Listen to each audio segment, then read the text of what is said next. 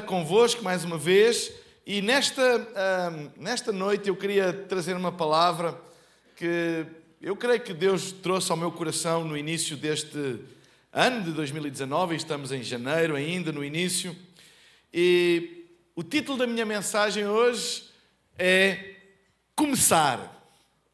Começar.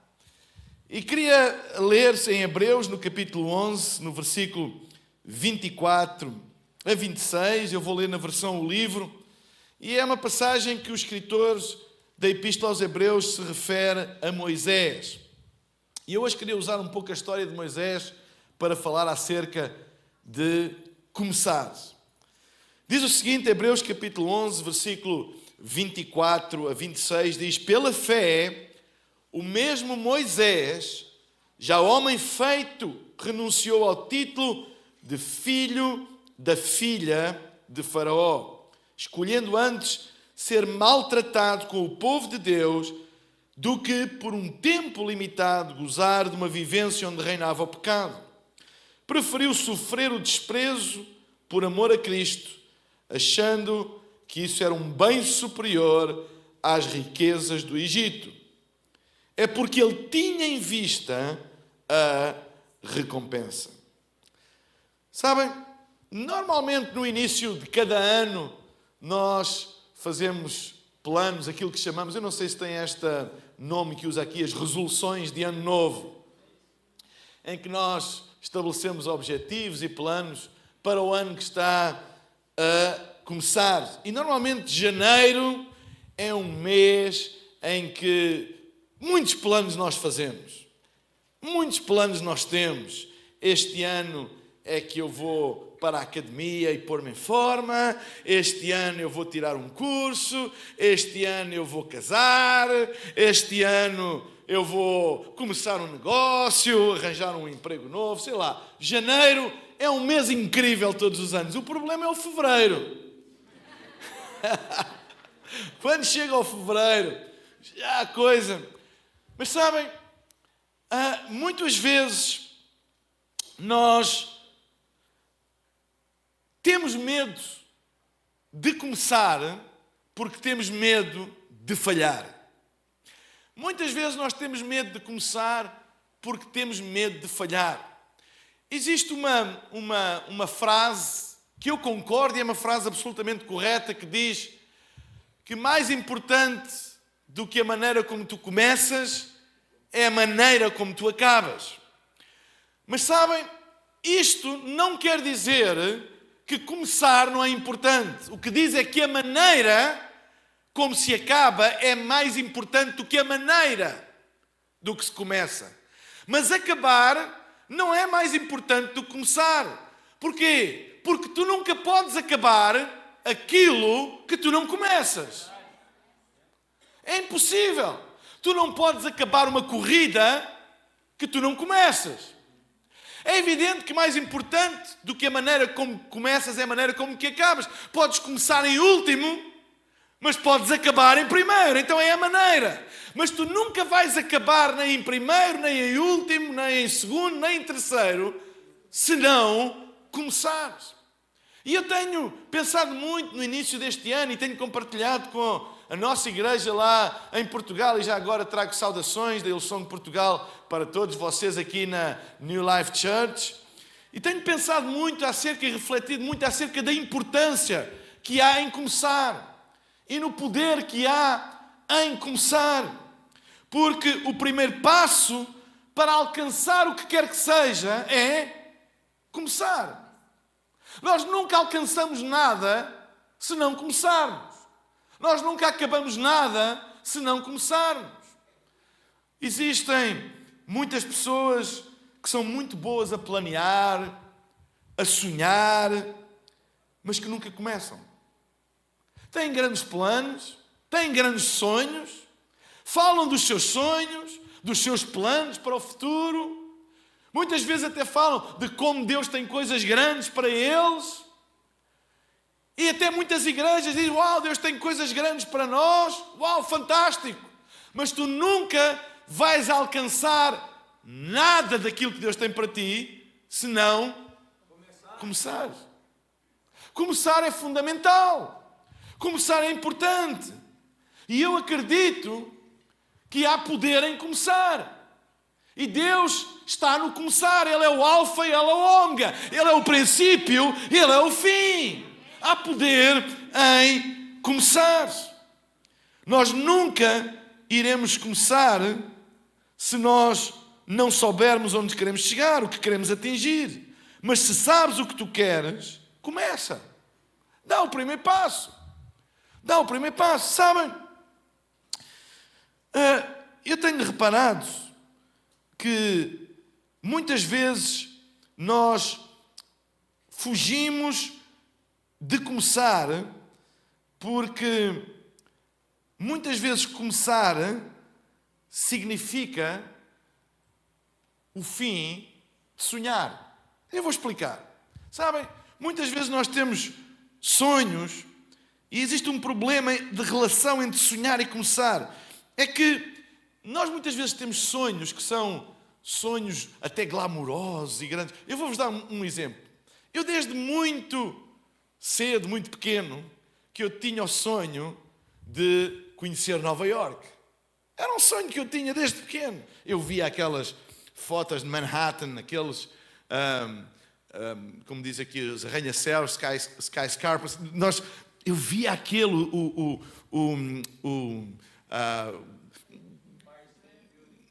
Empire State Building e todos aqueles edifícios fantásticos, não é?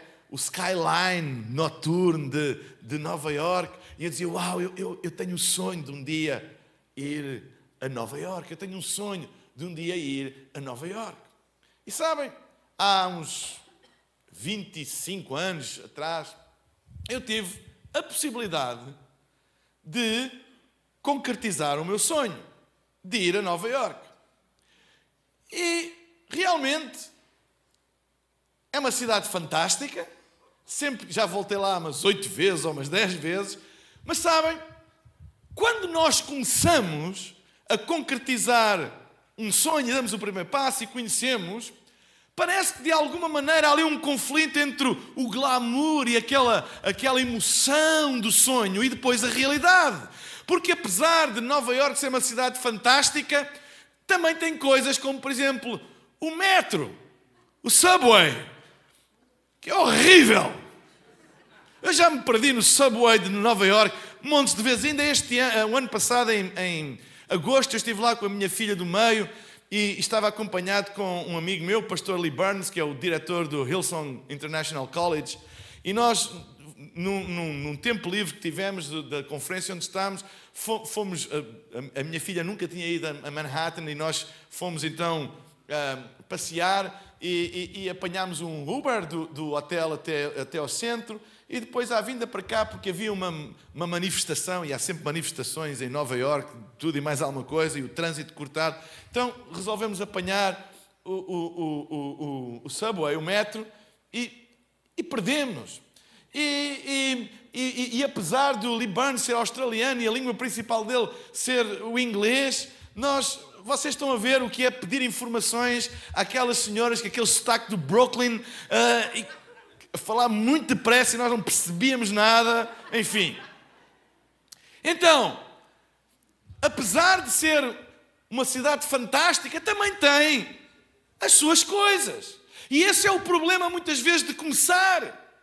É quando nós começamos um sonho, nós não lidamos só com o glamour das coisas, porque ninguém sonha com dificuldades, nem com os problemas, nem com os obstáculos. A gente só sonha com o uau, e vou fazer, e vai ser fantástico. Mas quando nós começamos, nós deparamos com a realidade. E a realidade tem muito do sonho, mas também tem aquele lado que o sonho não nos dá. Eu nunca ouvi ninguém dizer, pastor, Deus deu-me um sonho. Qual é o sonho? Eu vou ter dificuldades, eu vou ter problemas. Ninguém sonha com a realidade. A realidade é essa, é que ninguém sonha com a realidade. Nós sonhamos com o lado glamouroso das coisas, mas quando nós começamos, a coisa é ligeiramente diferente. Mesma coisa com um casamento. Uau! Casar de véu e vai ser... Vou entrar montado num cavalo e vai tudo... sonho. Mas depois, quando começa... Alguém sabe do que é que eu estou a falar? Vocês estão a entender? De alguma maneira, o início das coisas pode significar o fim daquela imagem e sensação que o sonho nos dá, mas que muitas vezes nada tem a ver com a realidade das coisas. Porque a realidade a gente tem que lidar com o bom, mas também tem que lidar com o mau. É por isso que há muita gente que prefere continuar com esta vamos dizer, esta dependência emocional da sensação boa que o sonho nos dá, do que dar o passo para começar. Mas eu hoje queria-vos trazer esta mensagem, porque não há poder nenhum em sonhar se tu não deres o primeiro passo. Não há absolutamente poder transformador se nós não dermos o primeiro passo. E a história de Moisés é uma história fantástica para nós aprendermos que não há propósito na vida, não há sonho na vida que se concretize se nós não começarmos. E eu queria partilhar 3 coisas, 3 princípios importantes acerca de começar. Usando a história de Moisés, nós conhecemos a história de Moisés, eventualmente o maior patriarca da história hebraica, as coisas fantásticas que ele fez. Mas nem sempre foi assim. O começo dele nem sempre foi assim. Primeira coisa que eu queria trazer aqui hoje acerca de começar, que é o primeiro princípio, que é: começa onde estás. Começa onde estás. Diz a palavra de Deus em Êxodo, no capítulo 3, versículo 10 a 12, diz o seguinte: assim vou enviar-te a Faraó, para que lhe peças que te deixe levar o meu povo para fora do Egito. Mas eu não sou a pessoa indicada para tal, exclamou Moisés. E Deus insistiu: eu estarei seguramente contigo.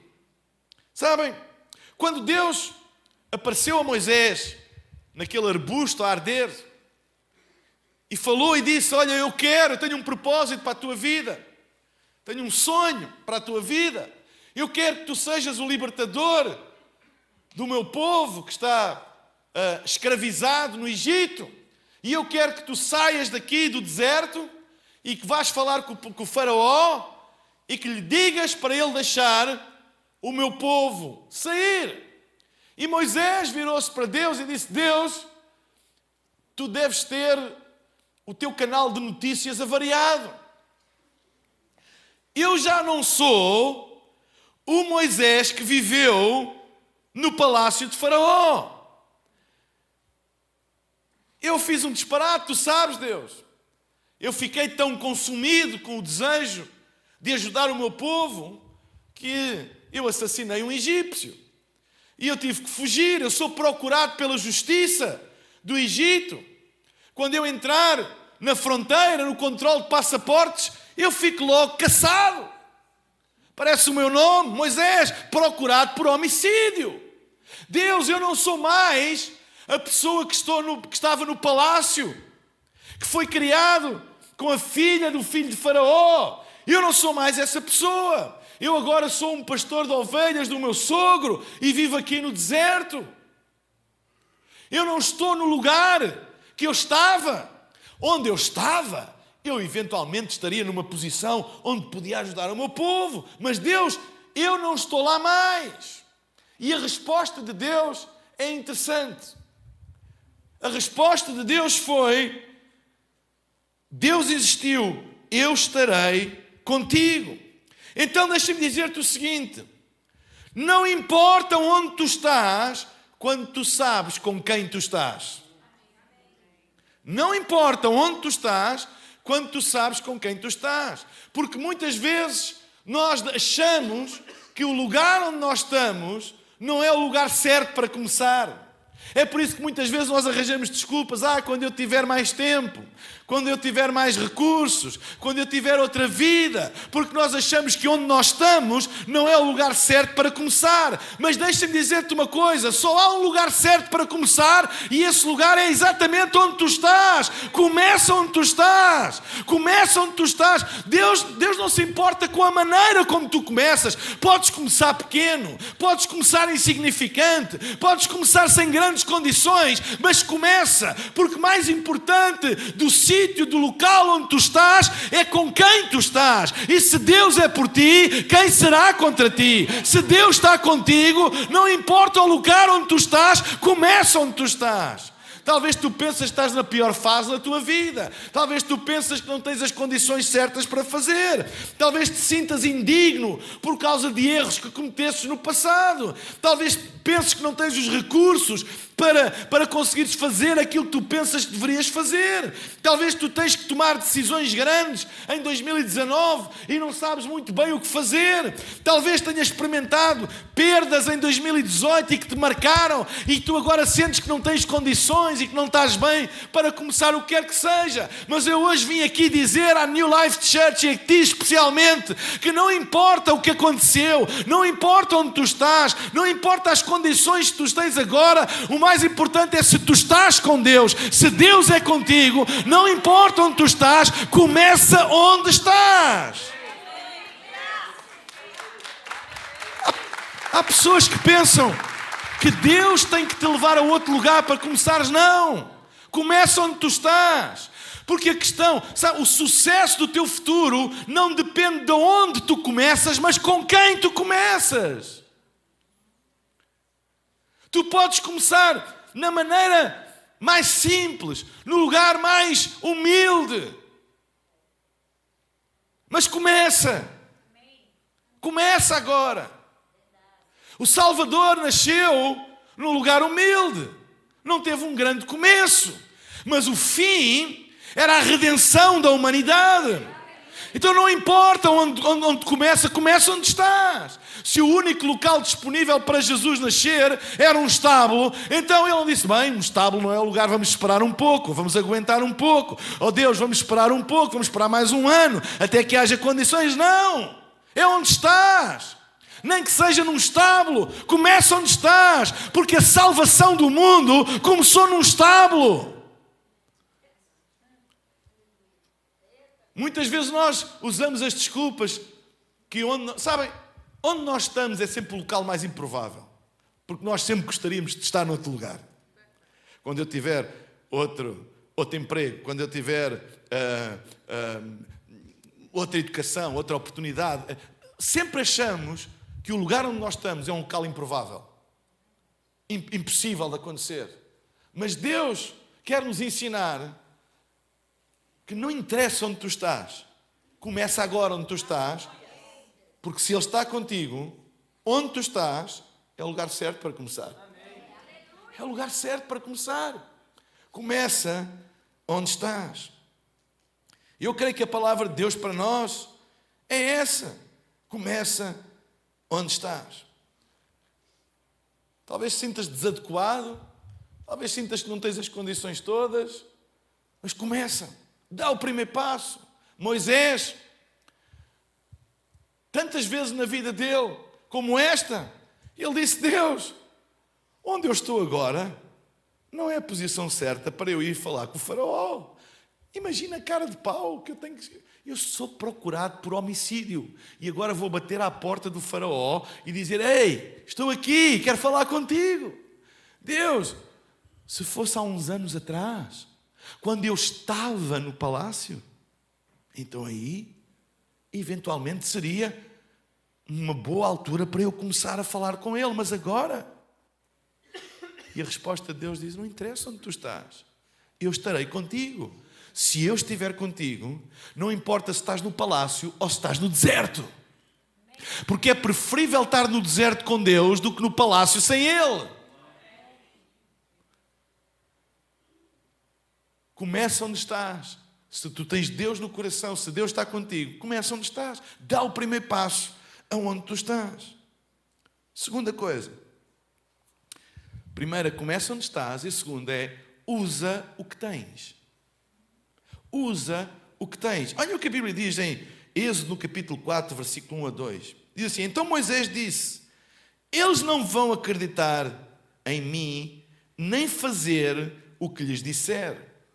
Vão antes dizer-me: o Senhor nunca te apareceu. E olha a resposta de Deus: o que é isso que tens na mão? Perguntou-lhe o Senhor: uma vara de pastor. É um pouco intrigante este diálogo, porque Moisés argumenta com Deus e argumenta com razão. Ele diz: eles não vão acreditar em mim, eu não tenho credibilidade nenhuma, eu sou procurado pela justiça. Uma pessoa que é procurada pela justiça não é propriamente a pessoa mais credível para ir fazer qualquer tipo de pedido, certo? E ele está a argumentar com a lógica, com a razão. Deus, eles não vão acreditar em mim. Eu sou logo caçado na fronteira. Quando eu passaporte passar pelo sistema, aparece logo Moisés wanted. Vai dentro. Quanto mais chegar ao palácio de Faraó, eu não tenho credibilidade. E a resposta de Deus é: o que é que tu tens na mão? E ele responde: tenho na mão uma vara. Bem, nós hoje sabemos que aquela não é uma vara qualquer. Aquela vara, atenção, aquela vara foi a vara que tocou as águas do rio Nilo e as transformou em sangue. Foi a vara que tocou as águas do Mar Vermelho e o abriu para o povo passar em seco. Foi essa mesma vara que feriu a rocha em Horebe e dela saiu água potável, fresca para o povo beber. Nós sabemos que aquela vara é um artefacto da cultura e da história de Israel com muito significado, a par da Arca da Aliança. Hoje sabemos, mas sabem, nesta altura, aquilo era uma vara de pastorear ovelhas. Aquilo era um pedaço de pau.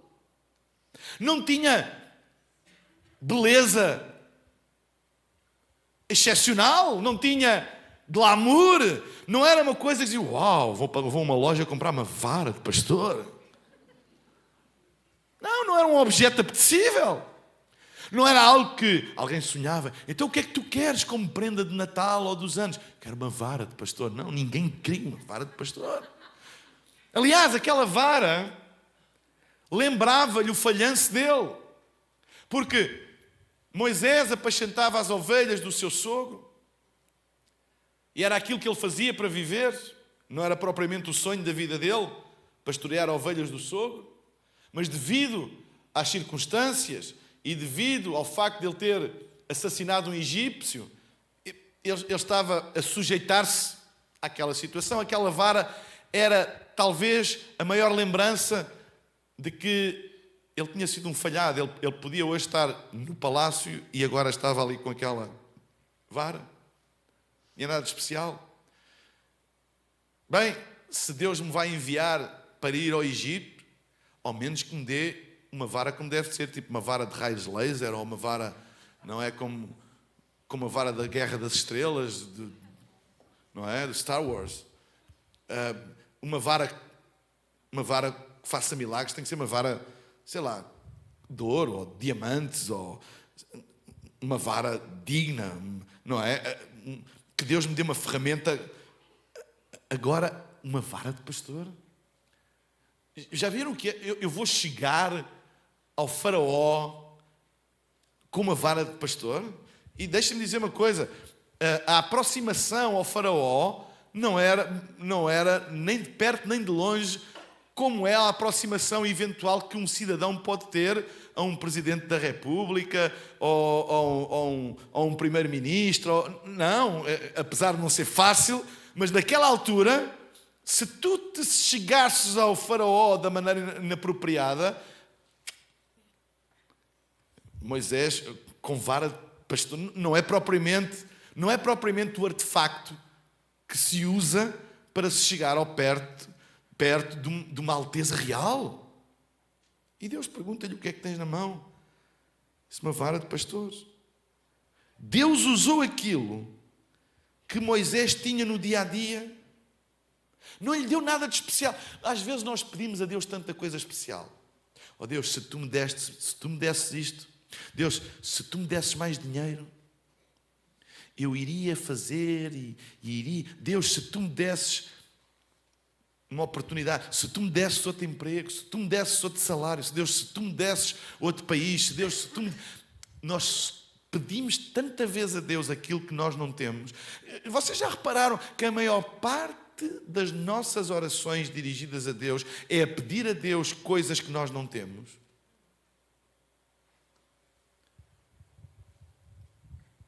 E a resposta de Deus foi virar-se para aquilo que Moisés tinha. Disse: o que é que tu tens na mão? Aquilo que tu usas no teu dia-a-dia. Tu não precisas de nada especial para fazer coisas grandes. Basta usares aquilo que tu tens. Há um princípio nas Escrituras, e que é transversal em toda a Bíblia, que Deus sempre usa aquilo que tu tens para fazer milagres. Deus não faz milagres com aquilo que tu não tens. Deus faz milagres com aquilo que tu tens. Lembram-se da história da viúva de Sarepta? Que o profeta perguntou-lhe: o que é que tu tens em casa? Ela disse: eu não tenho nada em casa a não ser um pouco de farinha e de azeite. Vai buscar. Deus usa aquilo que tu tens. Tu não precisas de nada de extraordinário na tua mão para fazeres coisas extraordinárias. Aquilo que tu tens no dia-a-dia, que parece que não é muito, que não tem muito valor aos olhos dos homens e se calhar até aos teus próprios olhos, que não é muito notado, que não é muito brilhante, que não é muito glamouroso, eu quero te dizer, é isso mesmo que Deus vai usar. Tu não precisas de pedir a Deus aquilo que não tens. Tu tens que usar é aquilo que tu tens, porque aquilo que tu tens é suficiente para Deus fazer coisas grandes. Usa aquilo que tu tens. Há gente que sempre desculpa para não começar porque não tem. No dia em que eu tiver, eu começo. Eu já tive uma pessoa que chegou ao pé de mim aqui, e foi com boa intenção. Já há uns tempos, nós na nossa igreja, nós não temos um edifício próprio, temos que montar e desmontar, etc. E houve alguém que chegou um dia ao pé de mim e disse: pastor, um dia quando me sair o Euromilhões, e o Euromilhões é um jogo que há na Europa, é um jogo de sorte. A gente escolhe uns números e depois é sorteado, e sair os números que tu escolheste, ganha, mas são quantias absolutamente grandes. Eu não sei como é que chama aqui, é tipo lotaria, ou, enfim. E ele disse: quando me sair o Euromilhões, pastor, eu próprio vou pagar a construção de um edifício para nós. E eu disse: olha, mas deixa-me dizer-te uma coisa. Enquanto não te sai o Euromilhões, usa aquilo que tu tens. Usa aquilo que tu tens. Porque se tu não fores fiel com o que tens, tu nunca vais ser fiel com o que não tens. Usa aquilo que tu tens. Tu não precisas daquilo que não tens. Deus usa coisas normais para realizar obras extraordinárias. Deus pode usar a tua família, que tu achas disfuncional, que tu achas que não é perfeita e não é, bem-vindo ao clube. Deus pode usar. Pode estar desesperado que os teus filhos são isto, confia em Deus. Deus pode usar e vai usar aquilo que tu tens. Não amaldiçoas aquilo que tu tens. Podes não ter o melhor emprego do mundo, o teu salário pode ser baixo, mas dá graças a Deus por ele todos os dias. E Deus é capaz de usar aquilo que tu tens para fazer coisas extraordinárias. Então começa onde estás e usa aquilo que tu tens. Eu estou cansado de pessoas que estão sempre a usar desculpas para não começar por causa daquilo que não têm. Eu venho num país, Portugal, onde muitas vezes a mentalidade dominante da igreja é: se nós tivéssemos o dinheiro que os americanos têm, nós construiríamos uma igreja grande.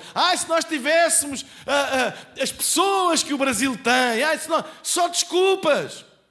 Mas sabem, eu estou empenhado em usar aquilo que nós temos. Eu não sei se é muito, se é pouco, se calhar é pouco, se calhar até tem razão, é pouco, mas eu acredito que esse pouco, se eu começar com o pouco, Deus vai me colocar sobre o muito, porque a parábola dos talentos ensina que se tu fores fiel no pouco, Deus vai te colocar sobre o muito. Porque para Deus, esta questão do pouco e do muito não existe. Quem é que conhece a parábola dos talentos?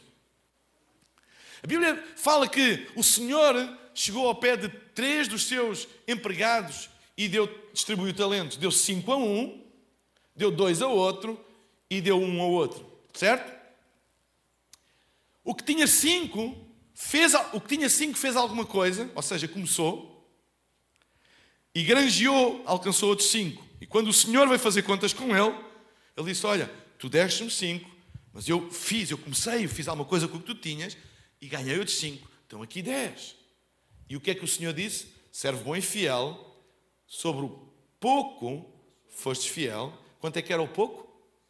5. Sobre o muito, 10. Te colocarei. Veio o que tinha 2 e começou com 2 e ganhou outros 2. E o Senhor disse-lhe a mesma coisa. Servo bom e fiel. Sobre o pouco, quanto é que era o pouco? Fostes fiel. Sobre o muito, quanto é que era o muito?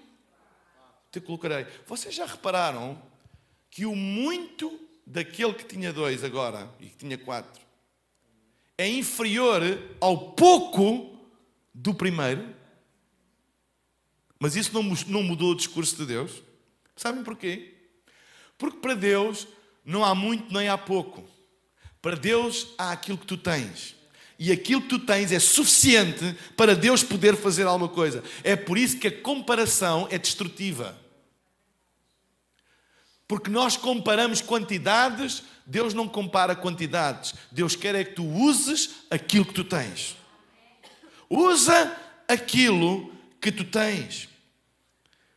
Deus usa coisas normais. Tu não precisas de ser um sobredotado, tu não precisas de ser o mais inteligente, tu não precisas de ser o mais rico, tu não precisas de ser o mais proeminente, o mais eloquente, tu não precisas de ser para começares e para Deus te usar. Não precisas. Então usa o que tens. Deus vai usar a tua vida normal, com as tuas lutas, com os teus constrangimentos, com a tua família, com o teu trabalho. É isso que Deus vai usar. Deus não está à espera que tu tenhas outra coisa para que tu comeces. Ele quer que tu comeces agora e que tu uses aquilo que tu tens. Mas nós nunca iremos usar aquilo que temos se não formos gratos por aquilo que temos. Vamos ser gratos.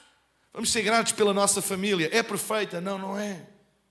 Mas ser grato por ela. Ser grato pelo teu emprego. É perfeito? Não, não é. Mas ser grato é o que tu tens. Ser grato pela tua igreja. Ser grato pelo teu patrão. Ser grato pelos teus empregados. Ser grato pela tua família. E usa aquilo que tu tens. Porque as pessoas muitas vezes não começam porque não usam o que têm. Estão sempre à espera de ter outra coisa qualquer. Então nunca começam. E se nunca começam, nunca alcançam. Então começa agora, começa onde estás e usa o que tens. Terceira e última coisa. Faz o que podes. Começa onde estás, usa o que tens e faz o que podes. Olha o que a Bíblia diz em Êxodo, no capítulo 4, versículo 10 a 12. Nunca o fui sequer, nem mesmo agora, depois de me teres falado. Sou de fala presa e tenho a língua pesada. Eu não sei bem o que é que isto quer dizer, mas dá-me a entender que Moisés, o forte dele não era falar. Porque quem tem, não é, a fala presa e a língua pesada, não é? Imaginem o que é vocês terem a língua presa. Tentem falar com a língua presa. Não dá. Há pessoas que dizem, eu não sei se é verdade, dizem que ele era gago. Eu não sei, que ele tinha dificuldade em falar, ele tinha. E ele disse, Deus, então queres que eu vá falar? Essa não é a minha especialidade. Falar. Sou de fala presa e tenho a língua pesada. E a resposta de Deus, mas quem foi que fez o homem falar? Perguntou-lhe o Senhor. Não fui eu, Senhor? Não sou eu que faz as pessoas falarem ou não, ouvirem ou não, verem ou não? Então vai e faz o que eu te disse, porque serei quem te ajudará a falar como deve ser. Eu próprio te direi o que deves falar. Ou seja, Moisés começou a desculpar-se com aquilo que ele não podia fazer. Eu não sei falar. Eu tenho a língua peja. Eu não conheço. Não. Como é que eu vou falar com o faraó? Além do meu problema sério de credibilidade por causa de ser procurado da justiça. Eu não sei falar. E começou com aquelas desculpas todas e coitadinho. E sabe, a resposta de Deus é de um pragmatismo. Eu creio que Deus já estava a ficar um bocado saturado daquela conversa e diz assim, no fundo, esta é a minha tradução. Em vez de ser João Ferreira de Almeida ou livro, é Mário Rui Boto, tradução. No fundo, Deus diz, mas quem é que manda nisto tudo? Estás aí que falam, mas quem é que faz as pessoas falar ou de ficar caladas? Ouvir ou deixar de ouvir? Deus não lhe teve ali a lamber a ferida. Diz, ai, coitadinho. Pois é. Se tu falasses como deve de ser, eu poderia usar-te. Assim vai ser difícil. Sabem? Aquele espírito de vítima. Do coitadinho de mim. Quantas vezes as nossas orações a Deus são reflexos de uma alma ferida e de uma má autoimagem. E expressamos em orações o nosso foco nas nossas disfunções. Muitas vezes as nossas orações são apenas confissões das nossas disfunções. É por isso que Deus, e ainda bem que Deus não responde. Porque Deus não quer alimentar a nossa capacidade de nos vitimizar e nos desculpar. Deus quer nos retirar as desculpas, porque Deus disse, mas não sou eu que faço ou não faço falar. Não interessa. Faz aquilo que podes. Foca-te naquilo que tu podes fazer. Tu dizes que não consegues falar muito bem, mas consegues andar até lá ou não? Consegues? Então vai. Às vezes estamos tão focados naquilo que perdemos que esquecemos de usar aquilo que resta. Ele estava tão focado naquilo que tinha perdido. Perdeu posição no palácio, perdeu influência, que esqueceu-se de usar aquilo que resta. Há poder naquilo que resta. Tu podes ter perdido muita coisa na vida. Eu já encontrei pessoas, pastor Manuel, que perderam muita coisa na vida e perderam dinheiro, e perderam influência, e perderam família, e perderam, sabem? E é tão fácil ficarmos focados naquilo que nós perdemos. Mas eu creio que Deus traz uma palavra até nós e nos diz, não te foques naquilo que perdeste, foca-te naquilo que resta. Pode ter restado muito pouco, mas para Deus é suficiente. Se ainda resta uma réstia de fé, se ainda resta um pouco de alguma coisa na tua vida, usa isso, foca-te no que tu tens. Mulher, o que é que tu tens em casa? Há poder naquilo que resta.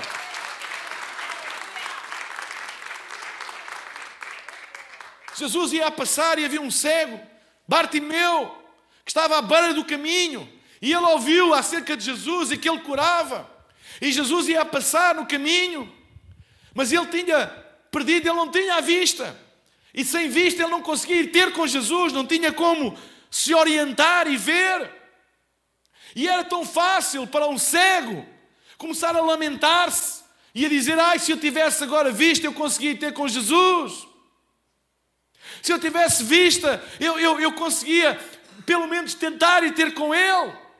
Mas ele não tinha vista, mas tinha voz. E começou a gritar. Ele usou aquilo que lhe restava. Não ficou focado naquilo que perdeu, mas usou o que lhe restava. E aquilo que lhe restava, e quando ele usou aquilo que lhe restava, isso foi suficiente para Jesus parar e mandá-lo chamar. Eu vim aqui dizer a alguém que se tu usares aquilo que te resta, tu podes ter perdido muita coisa na vida, mas se usares aquilo que te resta, isso é suficiente para Deus fazer um milagre na tua vida.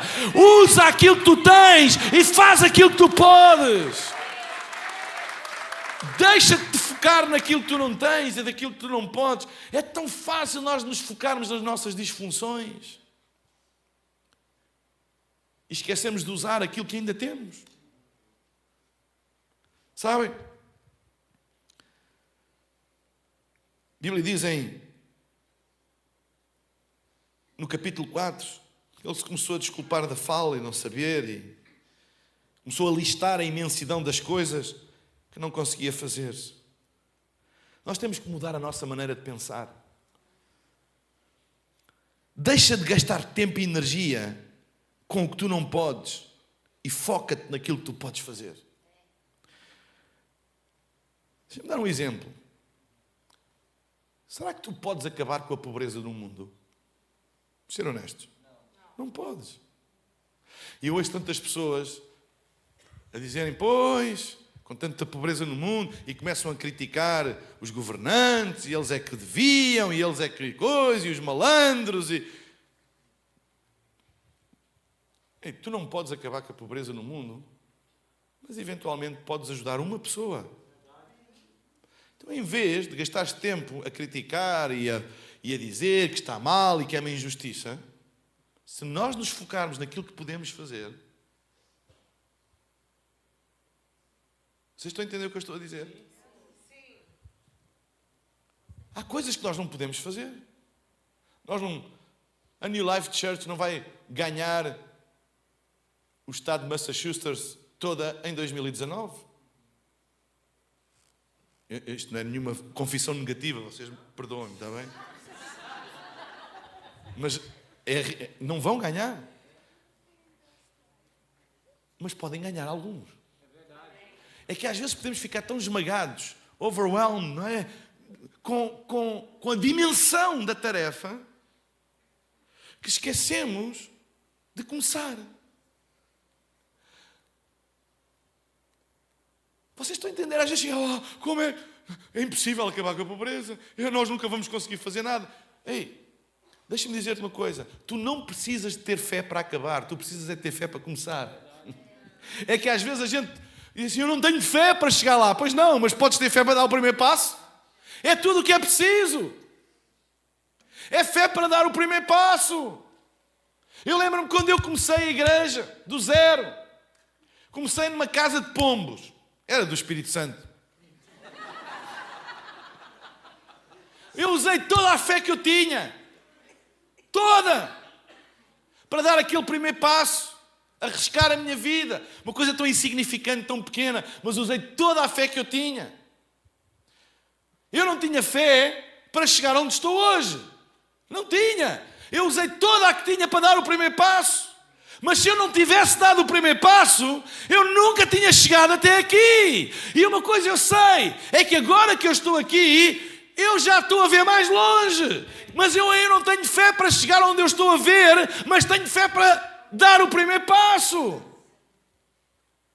Eu tenho mais visão do que fé. Mas tenho fé para dar o próximo passo. E uma coisa eu sei.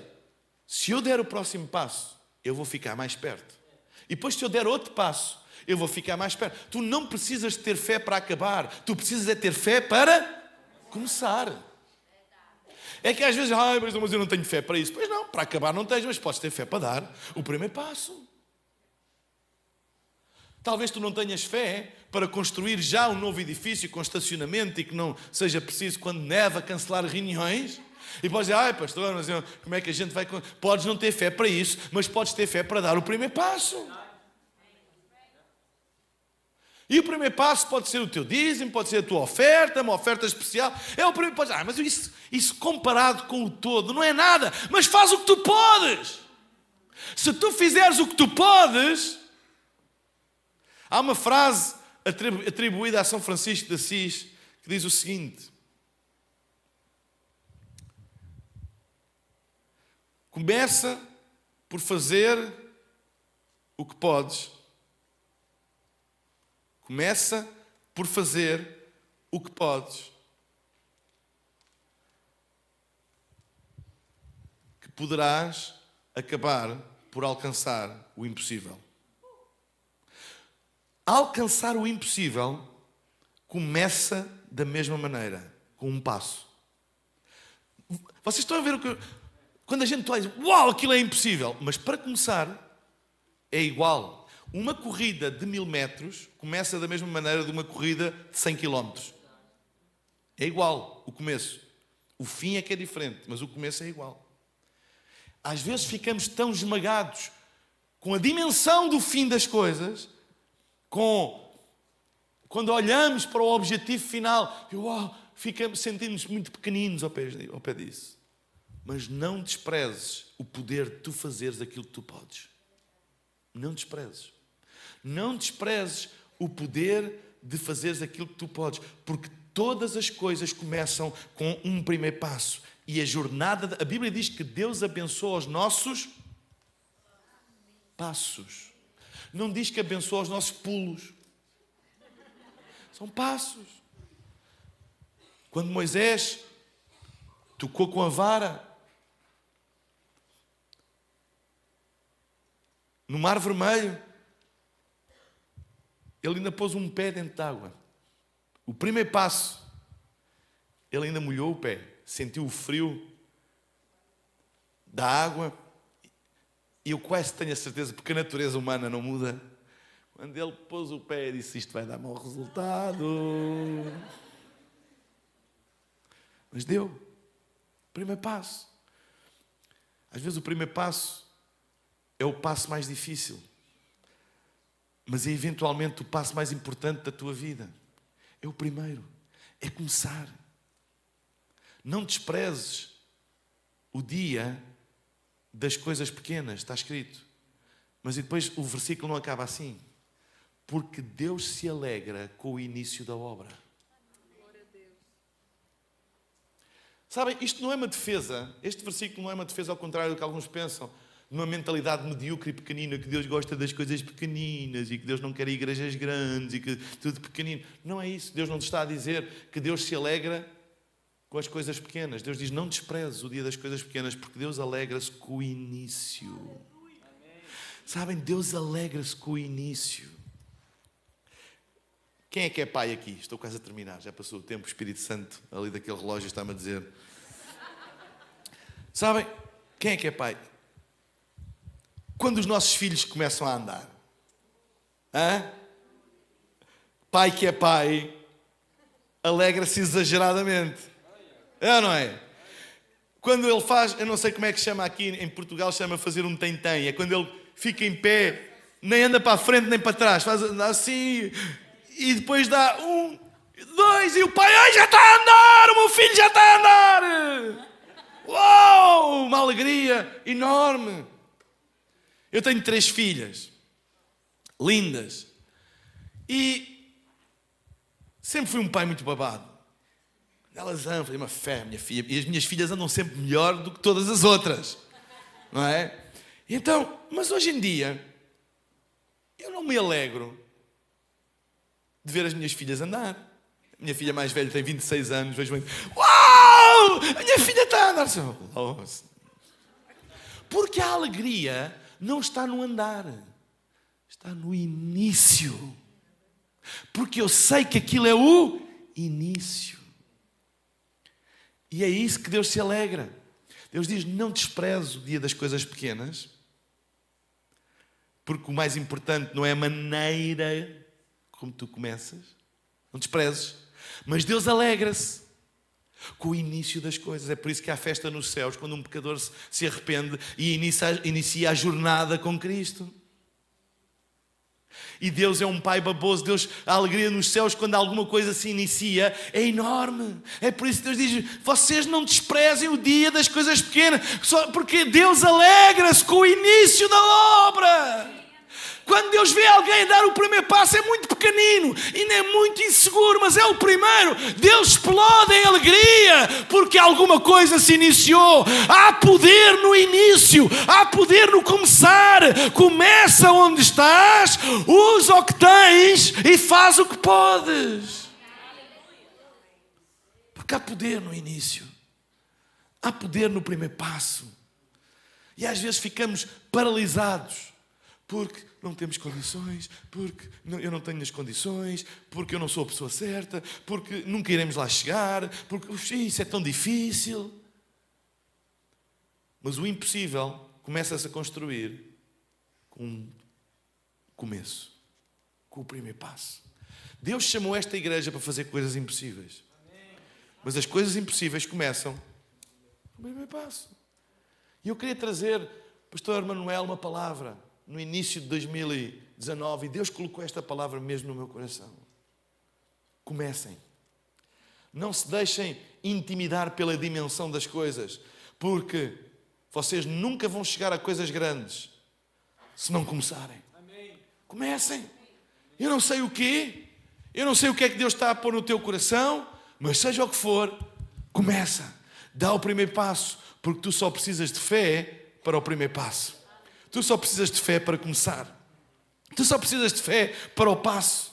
E Deus vais dar o primeiro passo. E Deus vai-te dar a fé para dares o segundo. E Deus vai-te dar a fé para dares o... Deus não te vai dar a fé para terminares a obra agora. Deus vai-te dar a fé agora para tu dares o primeiro passo. E diz que Deus vai abençoar os teus passos. Amém? E passo após passo, Deus abençoa os teus passos. E quando tu dás por ti... Uau! Como é que nós alcançamos? Quantos milagres nós testemunhamos e ficamos, como? Mas houve um início, houve um primeiro passo, houve uma decisão de fé. Então, começa onde estás, usa o que tens e faz o que podes. Amém? Igreja New Life, começa onde estás, usa o que tens e faz o que podes. E Deus vai honrar a tua fé. Amém? Deus vai honrar a tua fé porque Ele é o Alfa e o Ômega, o princípio e o fim. Há poder em começar. Amém? Será que podemos ficar todos de pé? Eu vou pedir à banda para subir. E roubei 5 minutos ao Espírito Santo. Mas vocês amanhã também não têm reunião? Ah, é? Às 8? É, ainda tem 25 minutos, vocês são rápidos. Antes de terminar, eu vou pedir para todos fecharmos os nossos olhos. E eu não queria terminar sem fazer um apelo, um convite a todas as pessoas que estão aqui e que nunca tomaram a decisão, o começo, a decisão de seguir Jesus, de ter um relacionamento com Deus. Eu não estou a falar de religião, estou a falar de ter um relacionamento com Deus. Hoje é o teu dia de dares o teu primeiro passo, de tomares a decisão de dizer: eu quero Jesus na minha vida, eu quero ter um relacionamento com Deus. Eu gostava de fazer uma oração a Deus por ti.